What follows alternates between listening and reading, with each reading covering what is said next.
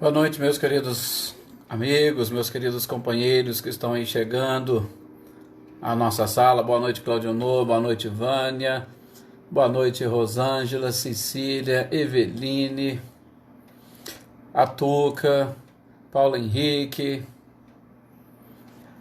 Kelly. Boa noite a todos vocês. É um prazer imenso poder contar aqui com a presença sempre ilustre de vocês.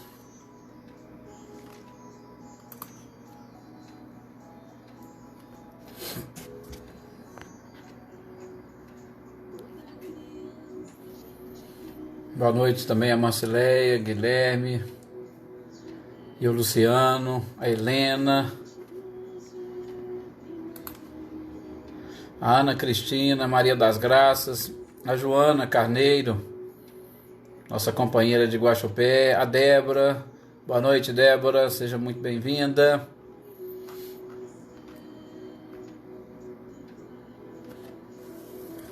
Andréia, Ricardinho e Lúcia. Que bom.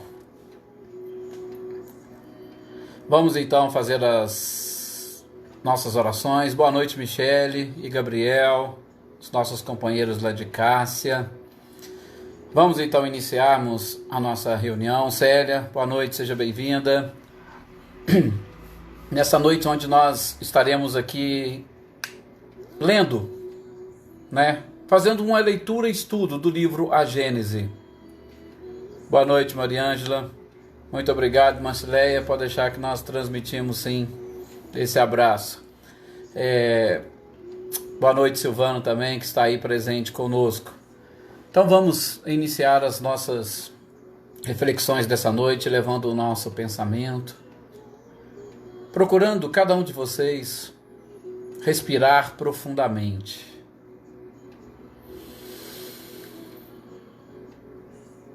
Uma prece envolvendo este simples ato da respiração.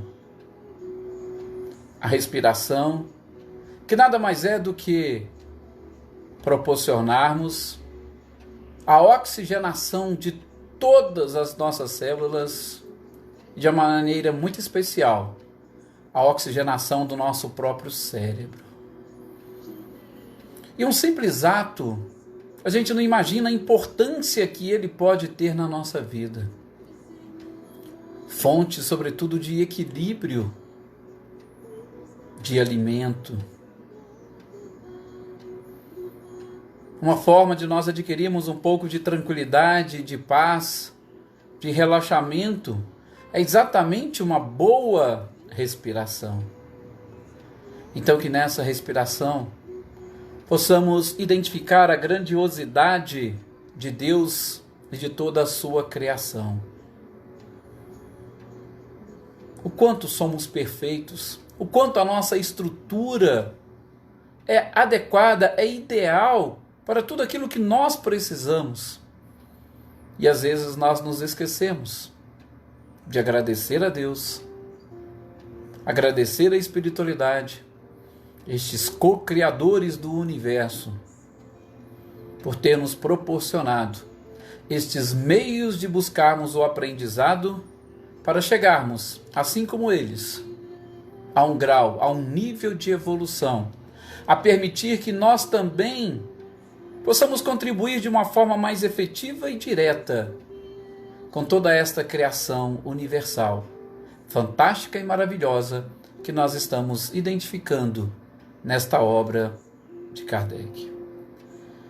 Que de paz se encha o nosso coração, que esse nosso ambiente, que esta nossa reunião, que os nossos lares possam estar carregados de energia e vibração construtivas em todos os sentidos. Que assim seja. Realmente é o que nós sempre desejamos, essa paz, essa tranquilidade e principalmente esta condição de nós conseguirmos com o nosso cérebro identificar tudo aquilo que nós podemos e precisamos e que está ao nosso redor e que muitas das vezes a gente não avalia. Hoje, por exemplo, nós vamos seguir, e principalmente, gente, os estudos da Gênesis, nós já comentamos aqui, a complexidade, né, que eles representam, muitas das vezes um pouco distantes de nós ou da nossa própria realidade, mas eles representam para nós não apenas e tão somente, eu iria até dizer uma curiosidade, mas não é apenas e tão somente uma curiosidade, vai além, porque no processo de identificação da grandiosidade de Deus, com certeza é algo que vai representar e muito para nós. Então, nós vamos fazer aqui, e é lógico, buscar um pouquinho dessas curiosidades que vão alimentar a nossa alma e vão aumentar cada vez mais a nossa certeza de que Deus é infinitamente poderoso em tudo aquilo que nós formos capazes de imaginar. Boa noite a todos aqueles que chegaram aqui depois, a Fátima, a Lídia, o Emerson, o Paulo Henrique com seus compartilhamentos, o Sandro, a Renata, sejam todos bem-vindos. Gente, nós estamos estudando neste capítulo a uranografia geral, ou seja, a gente está vendo um pouco um retrato do nosso universo. E nesse retrato do universo, lembram, nós estudamos os 4 primeiros tópicos que, segundo o próprio Galileu, são imprescindíveis para o entendimento de toda a criação. Questão do espaço, do tempo, da matéria e das leis. Tá? Que são esses detalhes que a gente precisa mais gravar e que, durante toda essa uranografia geral, ou boa parte do livro A Gênese, nós vamos trabalhar com esses 4 pontos primordiais. E nós vamos ver hoje, através dessa, como eu estava dizendo, curiosidade, o quanto as coisas vão se encaixando a partir do momento que a gente vai conseguindo entender e captar o processo de formação de tudo o que existe. Então, depois disso, nós vimos a forma, né? Pelo menos assim, que nós conseguimos identificar neste processo de criação, como que a atuação das leis e das forças foram contribuindo para, através do movimento do fluido universal, ir constituindo cada uma das coisas que foram criadas nesse universo, começando lá pelas galáxias, pelos sistemas, pelos sóis, tudo. Através desse processo, desse movimento, para a gente perceber que nada está estático, nada está paralisado no universo, tudo é conduzido através de movimentos. E essa movimentação, ela é importante. Por quê? Porque é justamente ela que vai proporcionar, em especial, depois dessa agregação de todas as moléculas surgidas deste próprio fluido universal, elas vão passar por um processo de resfriamento, e nesse processo de resfriamento, tudo em movimento, vão atingir um ponto de solidificação de tal forma que vai paralisar o processo de formação e de crescimento. Vai paralisar o processo de formação e de crescimento por um determinado tempo. Por quê? Porque nós vamos ver hoje, as leis continuam a agir sobre toda esta matéria que foi construída ou que foi criada partindo deste princípio universal, como nós vamos identificar lá na eterna sucessão dos mundos. Então, tudo está em pleno movimento no universo. Tá? Nós não podemos esquecer disso jamais. E é exatamente esses movimentos que vão proporcionando a criação de tudo. Então, nós vimos a criação das galáxias, nós vimos a criação dos sistemas, nós vimos a criação dos satélites, tá? Tudo nesse processo de girar, e nessa fase, nesse giro todo, vai se desprendendo determinadas partículas, essas partículas continuam girando, e aí a gente vai formando, né, os sistemas, através do Sol, os planetas, e os planetas vão formando os seus satélites, e por aí afora. Continuando a nossa curiosidade, hoje a Gênese vai nos propor exatamente uma análise aqui dos cometas. Os cometas, não sei se vocês se recordam, mas a gente já falou rapidamente sobre eles quando nós estávamos estudando a questão número 40 do livro dos Espíritos, tá?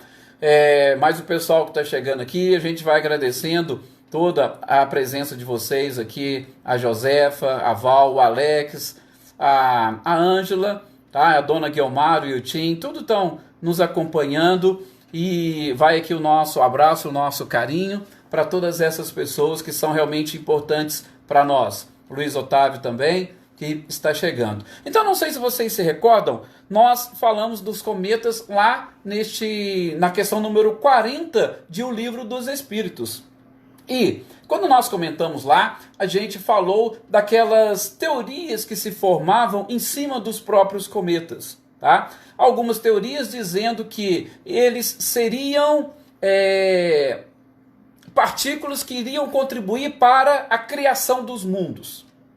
Outros já diziam que os cometas seriam partículas que estavam provindo justamente de mundos que foram destruídos.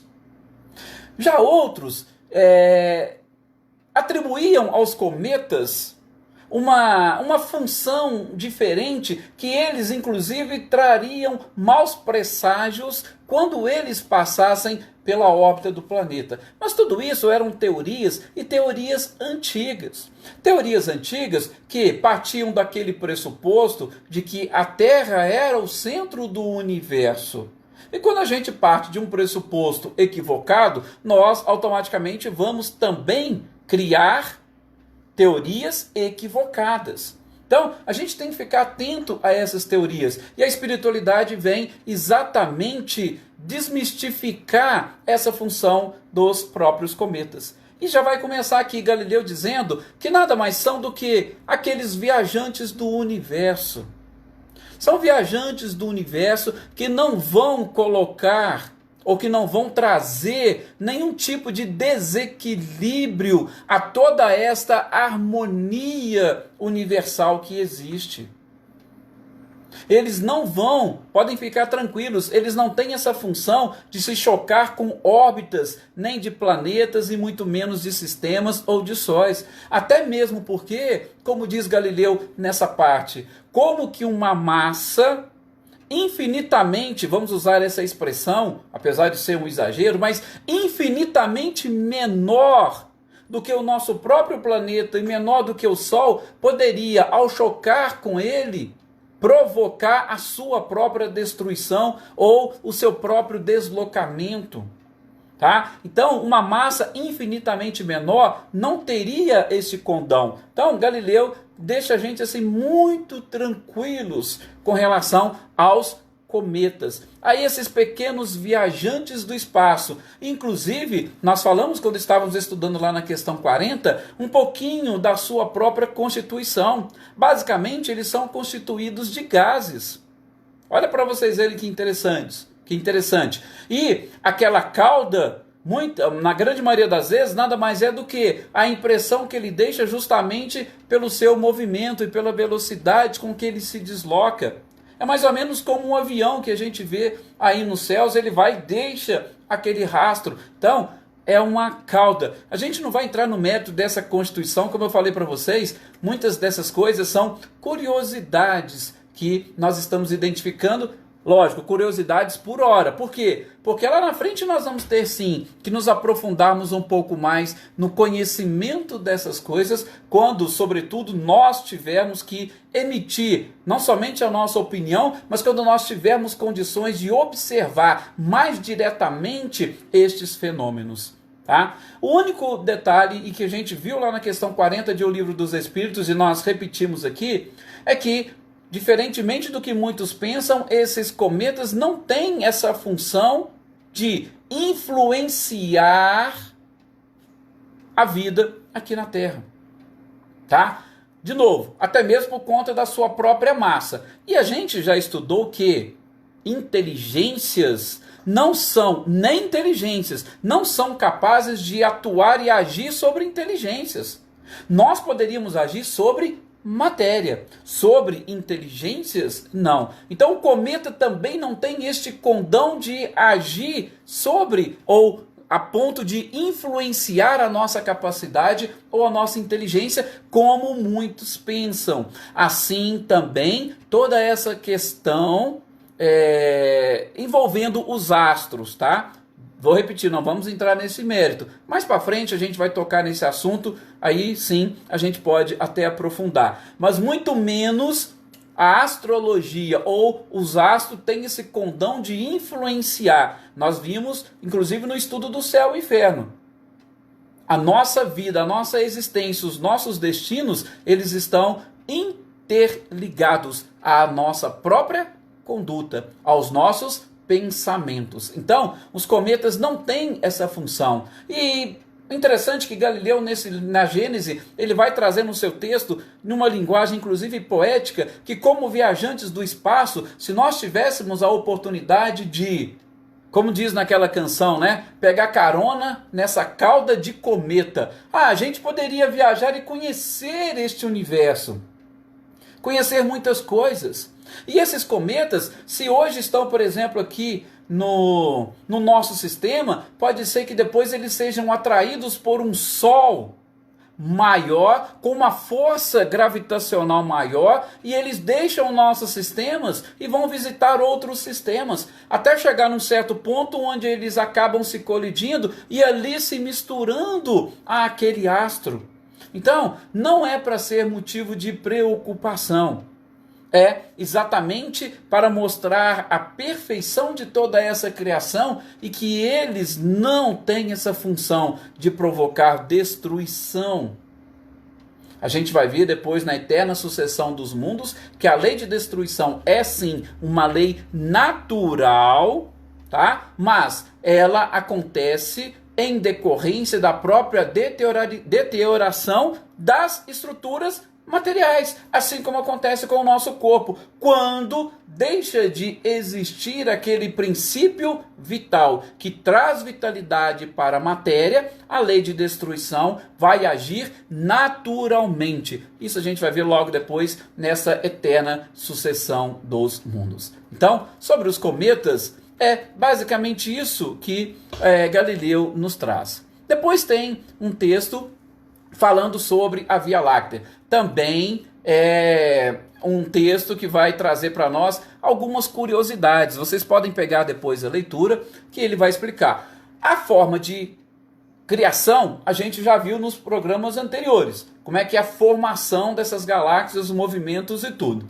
Aqui, ele vai trazer algumas curiosidades, e curiosidades essas que nós vamos incrementar com as notícias que nós temos hoje, e que Galileu não detinha na época, ainda que no mundo espiritual, mas por falta dessa própria observação que nós temos hoje, por conta dos avanços que nós também obtivemos. E talvez teria até dificuldades ele de trazer algumas informações para nós, sem as observações e sobretudo os instrumentos de que nós dispomos hoje, para inclusive fotografar para nós partes deste universo ou partes dessas galáxias que nós vamos agora, inclusive, trazer alguns dados curiosos para vocês.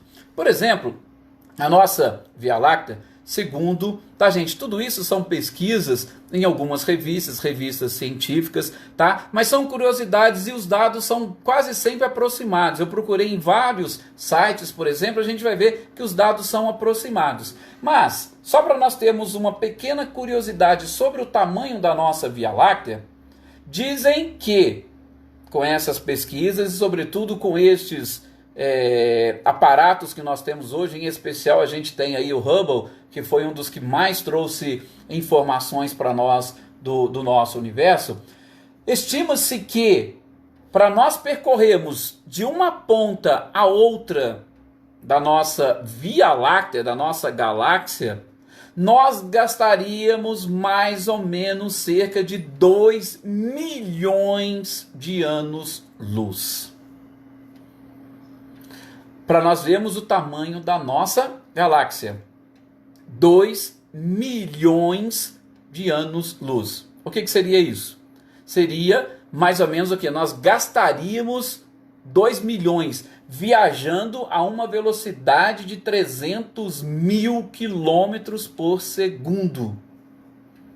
nós gastaríamos 2 milhões de anos para percorrer de ponta a ponta, ou melhor, para atravessarmos a nossa galáxia. Dá para a gente ter então uma ideia desta Via Láctea, que recebeu inclusive esse nome desde a antiguidade, exatamente por parecer uma... a Via Láctea vem exatamente de leite, aquela nebulosa que parecia mesmo um leite, aquela forma esbranquiçada, tá? Esse é o nome, inclusive, desde a antiguidade. Então, só para a gente ter uma ideia que realmente ela é imensa. Também, isso são dados estimativos, tá? Porque a teoria do Big Bang, ela vem trazer para nós que o universo foi criado há mais ou menos cerca de 13,8 bilhões de anos, tá? Isso é a parte científica, a gente não vai entrar nesse mérito. É só mesmo para poder... obrigado, Evelina. Evelina colocou aí para nós. Estrada de leite. Isso mesmo. Então, essa teoria que os cientistas criaram do Big Bang, dessa grande explosão e tal, segundo eles, o universo teria essa idade. Só que é lógico, eles não enxergam o universo infinito como nós enxergamos. Eles podem enxergar uma parte. Então, seriam cerca de 13,8 bilhões de anos. E a nossa galáxia, ela teria cerca de 13 bilhões e 600 milhões de anos. Pouca coisa de diferença entre a nossa galáxia e o universo para os cientistas. Também, no que diz respeito à quantidade de, vamos dizer, de astros do nosso sistema, aí vocês vão ver muitas diferenças em diversos sites e revistas científicas. Algumas vão dizer que vai girar entre 100 bilhões e 400 bilhões de estrelas. Só que aí tem umas que falam que seriam 100 bilhões praticamente de sóis e teríamos mais ou menos 1,6, 1,8 planetas para cada Sol ou para cada estrela. Mas só para a gente julgar assim um dado mais ou menos para vocês terem uma noção do que é a nossa Via Láctea, tá? Só ela, que é o que Galileu traz aqui. Nós teríamos em média entre 200 e 250 bilhões de astros na nossa galáxia. Vocês já conseguiram visualizar isso? 200 a 250 bilhões. Isso é interessante justamente para aquilo que nós falamos no início. São dados curiosos? Sim. Mas para nós identificarmos a grandiosidade de Deus, e principalmente a nossa própria, vamos dizer assim, uma palavra meio forte, mas a nossa própria insignificância. Porque o nosso orgulho muitas das vezes nos coloca como os únicos seres habitantes desse universo. E o que acontece com os outros 200 bilhões de moradas só da Via Láctea? Estariam vazias? Não faz sentido? Absolutamente sentido nenhum. Outras curiosidades com relação à nossa galáxia é que o nosso sistema solar,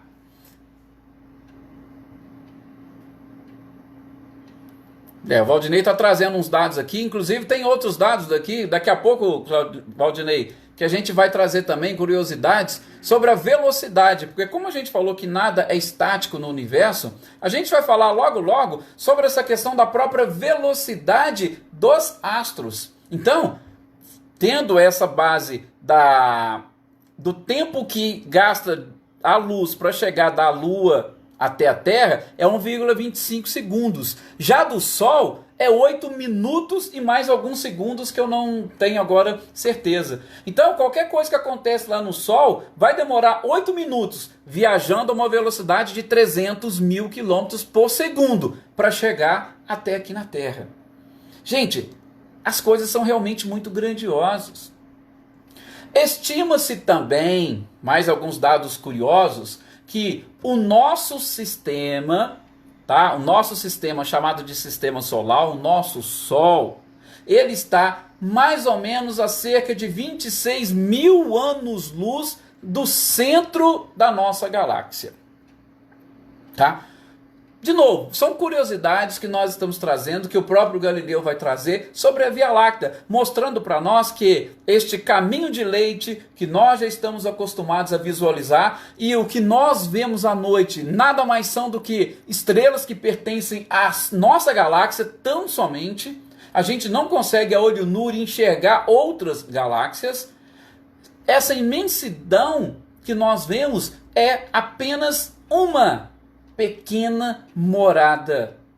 Estou falando, e Galileu vai usar essa expressão, um simples arquipélago neste ou nesta imensidão que é exatamente o universo. Só para vocês terem uma ideia, para continuar tendo uma ideia da grandiosidade da nossa própria galáxia, no tópico seguinte, Galileu vai falar sobre as estrelas fixas.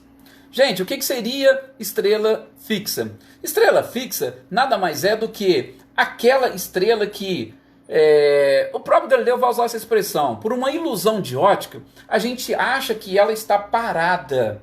E principalmente que ela está parada e que ela está presente praticamente nos dois hemisférios ao mesmo tempo. Porque tem essa diferença de você observar o céu de um hemisfério, do hemisfério norte, e você observar o céu do hemisfério sul. Existe uma pequena diferença, tá? Mas os cientistas identificaram algumas estrelas que parecem estrelas fixas. E aí Galileu vai explicar, olha, bem, não é que sejam estrelas fixas, por quê? Porque no universo, de novo, tudo está em pleno movimento. E como tudo está em pleno movimento, absolutamente nada está estático, está parado neste universo. Então, essas estrelas fixas, inclusive, ele vai dizer que, em alguns casos, são verdadeiros sóis e sóis imensos e que, inclusive, podem ser chamados também de estrelas duplas. Por quê? Porque nesta nossa galáxia, na Via Láctea, nós vamos encontrar um Sol que tem por satélite um outro Sol. Seria um Sol girando ao redor do outro Sol. Aí Galileu vai falar, imaginem que beleza não deve ser este sistema. Nós conhecemos o nosso sistema solar. E aí ele vai citar, por exemplo, o Sol Sírio. Ele diz que o Sol Sírio tem milhares de milhões de vezes o tamanho do nosso Sol. Nós achamos o nosso Sol imenso, mas todo mundo que passou pelos bancos escolares, pelo menos quando eu estudei era assim, não era? Que o nosso Sol é um Sol de quinta grandeza. O nosso seria um Sol de quinta grandeza. E isso é o que os cientistas tinham conseguido identificar. E aqui, Galileu vai falar, Sírio, por exemplo, ele tem milhares de milhões de vezes o tamanho do nosso Sol. Ou seja, o nosso Sol perto dele vai ser algo insignificante. Olha para vocês verem como é que realmente é fantástico a gente conseguir identificar nesse livro, nessa obra, a Gênese, alguns aspectos interessantes, justamente para nós vermos o que é Deus. Nós estamos acostumados com Deus, como a gente viu ontem no livro Céu e Inferno, como alguém que está preocupado com os nossos problemas, com as nossas dificuldades, que está sentado num trono para nos julgar. Gente, olha o universo, a imensidão de tudo isso, e nós estamos preocupados com um Deus que fica vigiando. Não, as leis são todas perfeitas. E os co-criadores, tanto em plano maior quanto em plano menor, eles têm essa função exatamente, como está lá na questão 132 do Livro dos Espíritos, que nós vamos estudar, de auxiliar Deus na obra da criação, a partir do momento que eles passam a dominar todas as leis que regem o universo. Então é isso que nós estamos começando a aprender, que tudo obedece a um equilíbrio perfeito, e quando nós sabemos também como funcionam essas leis, serão delegados a cada um de nós tarefas para cuidar exatamente dessa harmonia, para cuidarmos de toda essa construção absolutamente perfeita. Então, não se preocupem, tá? Nós vamos chegar lá. Claro, mas essas curiosidades, portanto, são interessantes para nós. Então, dessas estrelas fixas, e aí numa notinha de rodapé, o próprio Kardec vai colocar ali que também podem ser consideradas estrelas duplas, nada mais é do que um sistema binário, onde tem um Sol e um outro Sol girando ao redor deste Sol. Por que isso é interessante? Porque vocês lembram quando a gente foi falar lá no início da construção, ou melhor, da criação de tudo, ou da transformação, ou da criação, como diz Ruden, com cri, com i, e não da criação com e, que seria justamente aquela criação inicial. A criação onde os engenheiros celestes trabalharam, a gente viu que tudo está sempre girando ao redor de algo, ou de um astro, ou de uma coisa central. E se nós temos o nosso sistema e os planetas giram ao redor do nosso Sol, automaticamente o nosso sistema está girando ao redor de uma outra coisa, de um outro sistema, que automaticamente também vai estar girando ao redor de outra coisa. Assim funciona o nosso planeta, assim funciona o nosso sistema, assim funciona a nossa galáxia. Sempre estaremos girando ao redor de outras coisas e de outras coisas muito maiores. Dá sim, Evelino, para a gente sempre viajar com a nossa mentalidade, avaliando esses exemplos que nós temos na nossa própria natureza. Sim, e como aquele exemplo que a gente citou também, não sei se vocês se recordam, daquele peixe lá no fundo do oceano, de repente, se ele adquirisse consciência e inteligência, ele olhasse lá dentro do oceano, o que ele veria? Só mesmo aquele mundinho. Aí de repente ele sai do oceano, vai para o alto da montanha, ele já começa a enxergar outras coisas, inclusive outros astros. E se ele é elevado a um outro nível, um outro patamar, ele vai enxergando outras coisas. O detalhe é que, como aconteceu com a história do Chico, que quase todos vocês conhecem, que a gente também já contou rapidamente aqui, quando Emmanuel foi levar o Chico espiritualmente para fazer essa viagem, saindo do nosso planeta, saindo do nosso sistema, logo o Chico já pediu, pelo amor de Deus, me leva para minha casa que eu quero tomar o meu cafezinho. Estou com saudade da minha cozinha e do meu café. Ou seja, eu não estou preparado para toda essa grandiosidade. Se o Chico agiu dessa forma, vocês imaginem nós. Será que nós estamos preparados para toda essa grandiosidade? Tá?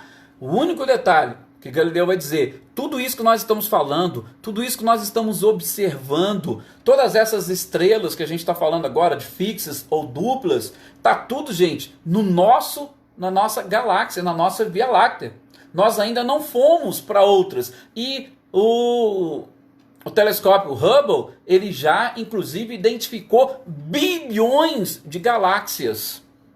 Cada uma com a sua particularidade, com a sua peculiaridade.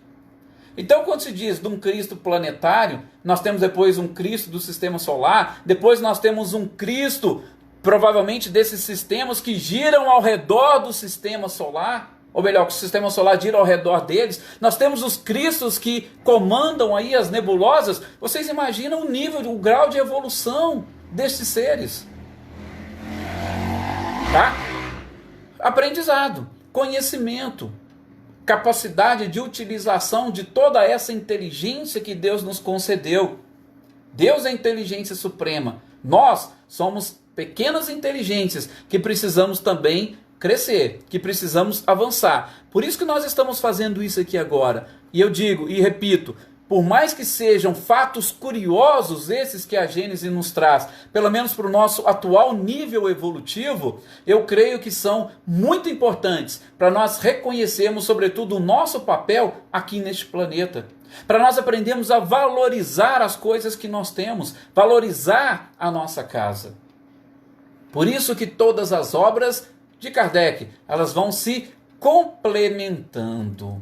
E de novo, Galileu vai citar a questão da relatividade.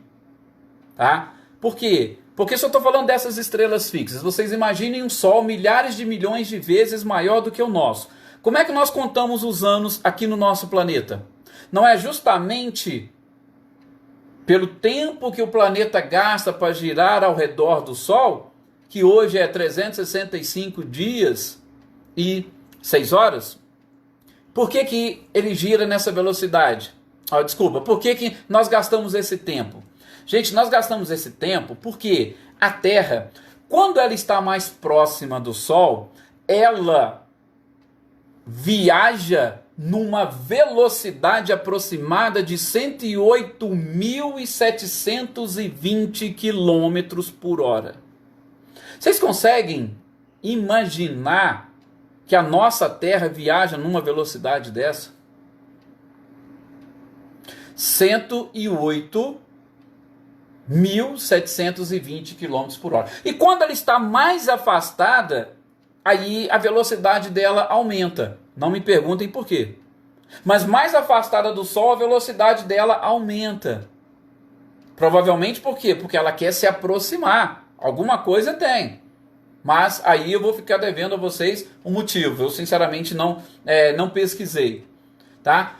Aí ela já viaja a uma velocidade de 109.040 km por hora. Então, para a gente percorrer essa órbita, podemos assim chamar, do Sol, ou dar essa volta ao redor do Sol, a gente gasta 365 dias e 6 horas. Isso constitui para nós um ano. Agora vocês imaginem, como é que nós vamos contar o ano girando ao redor deste Sol de Sírio, que é milhares de milhões de vezes maior do que o nosso Sol. Vocês lembram agora por que a gente viu lá, no estudo sobre o tempo e sobre o espaço, a relatividade que o próprio Einstein trouxe para nós?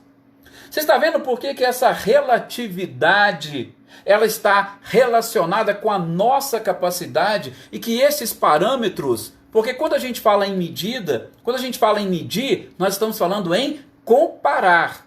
Então a gente compara com o quê? Com aquilo que nós temos. Então a gente vai comparar com o nosso Sol, com o nosso sistema e a nossa órbita. E aí sim, tá? Dá um ano, e esse ano para nós tem 365 dias e 6 horas. Mas se for num outro lugar, a contagem vai ser diferente.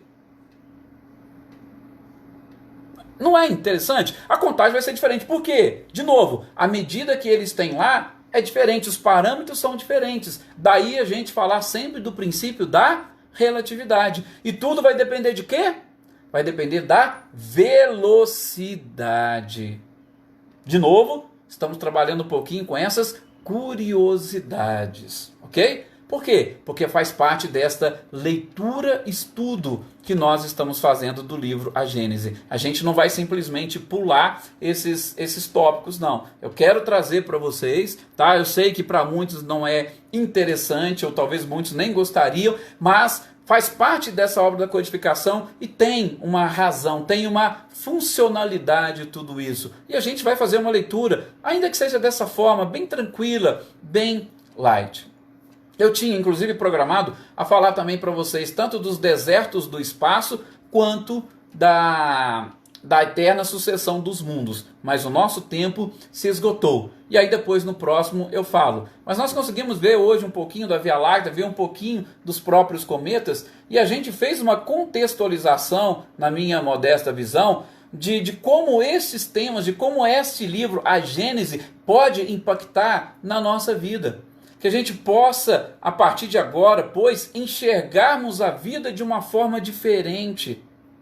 E aí, quando Emmanuel, por exemplo, falar para nós, lá no Caminho da Luz, os sistemas, e aí a gente imagina o sistema solar mais ou menos igual ao nosso, que Cristo evoluiu, já não existem mais. Aí quando a gente falar na eterna sucessão dos mundos, que a lei de destruição também destrói os mundos, a gente vai passar a entender, e este tempo de existência ou de vida que Jesus também deve ter. Então é sim interessante, eu acho muito relevante, e que a gente possa e consiga trazer para nós um pouquinho dessas informações para auxiliar na nossa própria evolução.